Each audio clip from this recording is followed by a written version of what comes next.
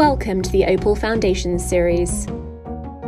In this 6-chapter episode, Reframing Personalization, we sat down with Gabe Alonso, dynamic storyteller and marketing thought leader.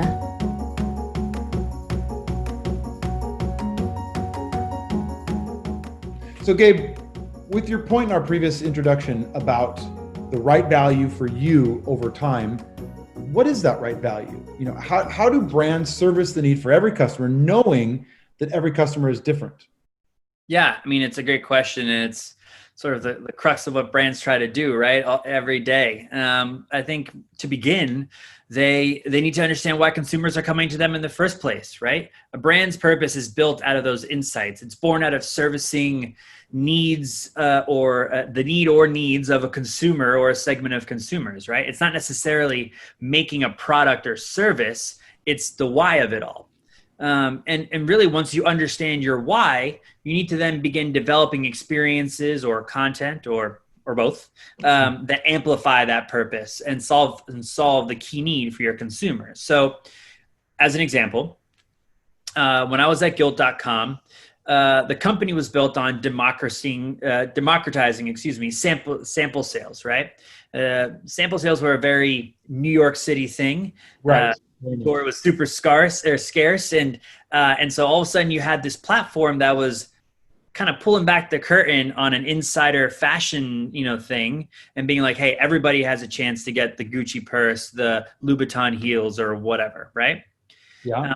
But the way that they ended up doing this is that it led to highly personalized emails to ensure the timeliness and relevancy for the consumer, right? Their whole call to action at Gilt.com was at 12 p.m. Eastern every day, we were going to have new sales. And there might be 5 products and there might be 20 products. So on the consumer side, like, you needed to know that email was telling you exactly what you probably would like, so that you could get on that site at 11:58 and just be able to attack the sales, right? Would they send emails to everyone, regardless of, like, if it was female clothes that day? Would I get an email and I'd have to go into the site to find out it was just female stuff that day, or would I not get one that day?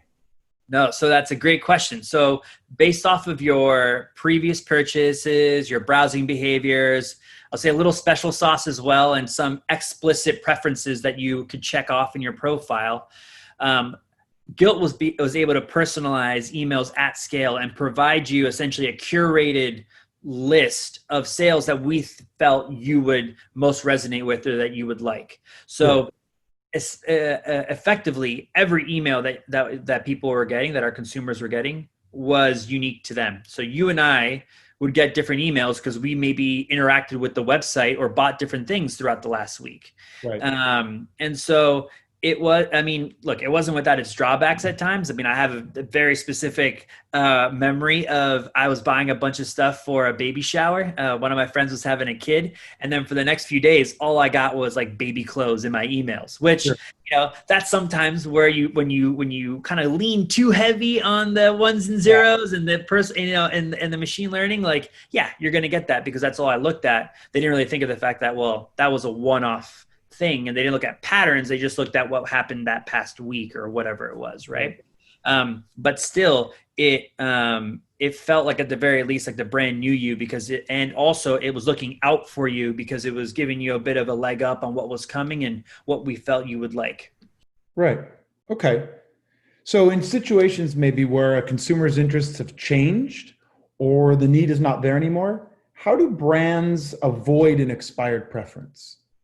I mean, I would say it's likely more of a technical solve. And what I mean by that is so, like, all right, let's take the Gilt example, right? I get 10 sales, 8 of which are no longer relevant to me. Maybe my wife was shopping on my profile a lot, and this is a bad example, but we got divorced. And so she's no longer on my account, and now it's just me. And I'm getting all these women's clothes, and I'm like, I don't need these, right? There's a couple of things that a brand can provide to a consumer to allow them to at least have agency in how they're personalizing. One, it's having a robust preference center, right? And so that is within your profile, allowing you to explicitly say, I want this, I don't want this, I want this, I don't want this, right? or I no longer want to receive these notifications. I want those notifications, etc. Mm-hmm. Also, there are some things where even within the content itself. So specifically thinking about email, you might be able to choose like, this isn't relevant for me, or I no longer want to receive emails about this thing anymore, right? But ultimately, what it comes down to is providing the consumer agency through things like preference centers, unsub opportunities and unsubscribe opportunities for the uninitiated, and things like that, which are, for the most part, like the unsubscribes and things like that, I'd say are commonplace within the industry in terms of email programs. But what is always difficult to find, at least a good one, difficult to find a good one, is a preference center. And when I was at Nike, we struggled a lot with this, of how much agency to give the consumer versus how much to let us decide on their behalf. Because there's a little bit of that too, of, the consumer doesn't always know what they want, right? And so that's where our expertise and knowledge comes in. But we also don't want to force feed them things that they can't get out of, because then that just completely sours their relationship, right? So honing in on that balance is really what develops that trust between you and your consumer. And then you need to understand that the focus needs to ultimately be on how you can use these opportunities to have a mutually beneficial relationship, right? A two-way conversation. Correct. So that's not a one-sided value extraction, because then that relationship will end real fast. Yeah. Okay. So what you're saying is, as marketers doing it this way, we're in the demand creation business, right? So we're showing them things that they never knew or never dreamt about, but we've got to make sure that they're getting the same value that we're getting out of it. So then we work together as customer and seller and move forward in unison. Mm-hmm. Exactly.